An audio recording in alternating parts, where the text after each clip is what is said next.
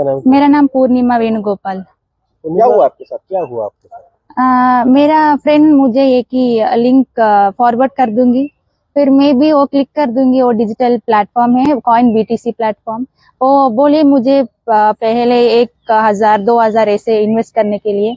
मैं भी उस सच बोल रही हूँ, मैं भी इन्वेस्ट करने के लिए। फिर वो मेरा लॉस हुआ, इसलिए मैं सप्लीमेंट्री ऑर्डर के लिए 1 लाख 2 लाख भेज दूंगी ऐसा बोल रही। मैं भी उसे सच बोल रही हूँ, मैं भी ऐसा सोच मैं भी कर दूंगी। फिर ऐसा ऐसा आती है ज्यादा 5 लाख 4 लाख ऐसा आती है। फिर मैं विड्रॉल करने के लिए मैं उसका बोल रही हूँ, वो ज्यादा अमाउंट अभी 3 लाख 2 लाख ऐसा बोल रही हूँ सेंड करने के लिए। मैं फिर विड्रॉल करने के लिए ऐसा बोल रही हूँ, वो इसका फिर वो खत्म हो गई वो मैटर, डिजिटल फ्रॉड हुआ ऐसा मेरा। पैसा गया? कितना लॉस हुआ आपको? 5 लाख 50,000 ऐसा मेरा आप हुआ। क्या करना चाहती है?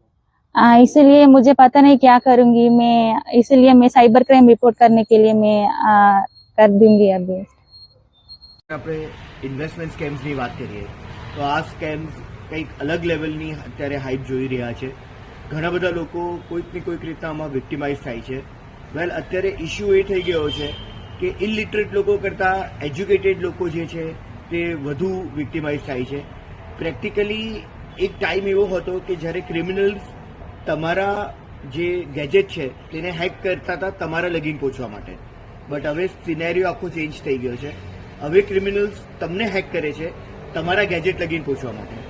કશે ને કશે ઇન્વેસ્ટમેન્ટ સ્કેમ્સ કંઈક ને કંઈક રીતના તમારા માટે એક એવું એન્ચાન્ટમેન્ટ હોય છે કે જેમાં તમને ક્રિમિનલ ઇન્ટેન્શનલી એન્ચાન્ટ કરે છે, તમને અમુક એની જે સર્વિસીસ છે તેને હાઇલાઇટ કરીને બતાવે છે અને કોઈક ને કોઈક રીતના લિંક દ્વારા એક બીજું એપ તમારા ગેજેટની અંદર ઇન્સ્ટોલ કરાવે છે અને કોઈક ને કોઈક રીતના તમને ડાયવર્ટ કરે છે. તમારું ડીમેટ એકાઉન્ટ પણ એમના જ એકાઉન્ટમાં લઈને આવે છે અને કોઈક ને કોઈક રીતના પછી તમે એ એપ ઉપર ડિપેન્ડન્ટ થઈ જાઓ છો. તમને એવું લાગે છે કે આ જે પણ તમે ઇન્વેસ્ટમેન્ટ કરી રહ્યા છો જે એમના થ્રુ છે તે બહુ જ પ્રુડન્ટ ઇન્વેસ્ટમેન્ટ છે, કારણ કે ઇન્વેસ્ટમેન્ટની વેલ્યુ વધતી જ રહેશે.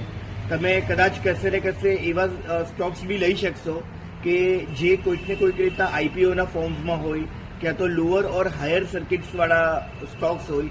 એ બધા જ તમારા પોર્ટફોલિયોની અંદર તમે બહુ ઇઝીલી જોઈ શકશો.